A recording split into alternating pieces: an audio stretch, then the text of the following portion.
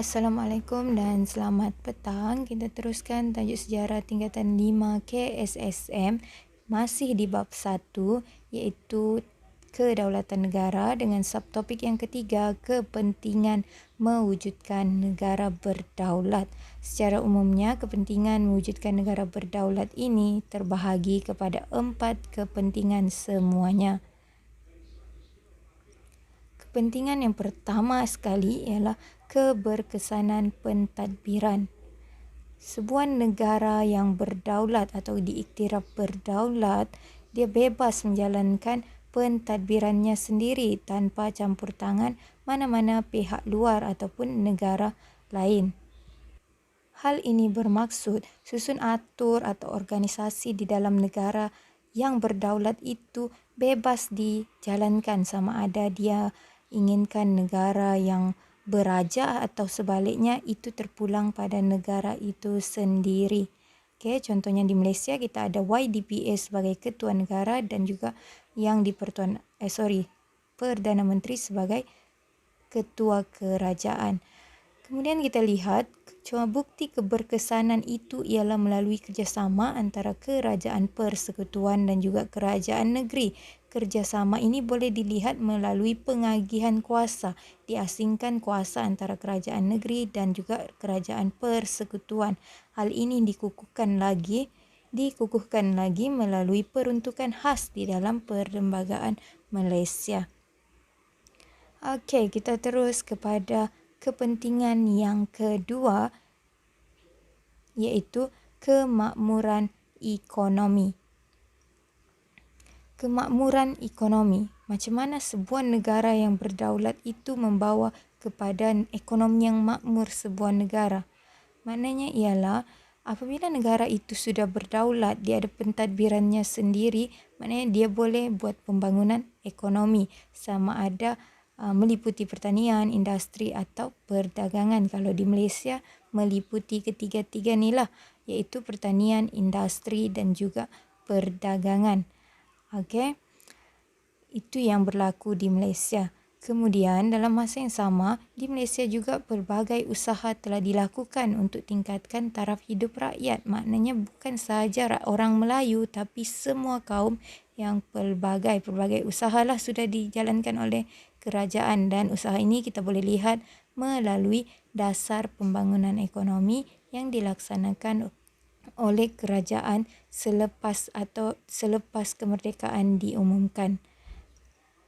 Itu mengenai kemakmuran ekonomi. Kita terus kepada kepentingan ketiga iaitu kesejahteraan sosial. Bila sebut sosial, maknanya perkara ini berkait dengan rakyat, bangsa, agama, pendidikan. Semua itu berkait dengan sosial. Okey, kesejahteraan sosial kita boleh lihat apabila sebuah negara berdaulat, dia wujudkan pemerintahannya, ekonominya, dan kemudian dia wujudkan sekolah. Dia wajibkan individu atau rakyat di negaranya bersekolah. Hal ini sekaligus dapat melahirkan generasi yang berilmu dan berkemahiran. Individu yang berilmu ini kemudiannya akan bagi sumbangan kepada negara, sumbangan dari pelbagai aspek termasuklah sebagai pemimpin. Okey, kesejahteraan sosial juga boleh dilihat melalui perasaan muhibah, kerjasama, kasih sayang antara rakyat muncul disebabkan ada rukun negara. 5 prinsip rukun negara tu semua berkait dengan muhibah. Bahasa yang kita gunakan iaitu bahasa Melayu dan juga sukan. Semua ini menyatukan rakyat Malaysia. Contohnya sukan bola sepak.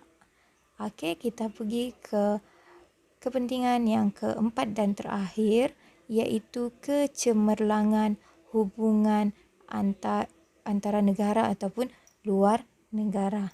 Ini kepentingan yang keempat. Bila negara sudah berdaulat, dia ada hak.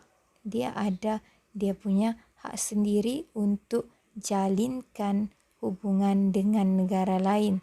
Kenapa perlu ada hubungan dengan negara lain? Sebabnya untuk kepentingan negara itu sendiri, untuk dapatkan kelebihan, untuk dapatkan bantuan, untuk dapatkan kemajuan ekonomi. Dia kena berhubung ataupun ada hubungan dengan negara lain. Okey. Hubungan Malaysia dengan negara lain ini dibentuk melalui penggubalan dasar luar. Okey, dasar luar Malaysia yang sentiasa berubah-ubah ikut zaman dan juga pemimpin. Bila dasar luar itu sudah dibuat, automatik kelebihannya ataupun manfaatnya dirasa oleh negara dan dalam masa yang sama dapat meningkatkan imej negara kita. Itu ialah kecemerlangan hubungan luar negara. Maknanya negara luar semua kenal. Contohnya ialah kita ada hubungan ASEAN, PBB dengan negara-negara luar. Okey, itu sahaja bagi subtopik ketiga. Secara keseluruhannya kita ada 4 kepentingan. Yang pertama sekali kita tengok ialah mengenai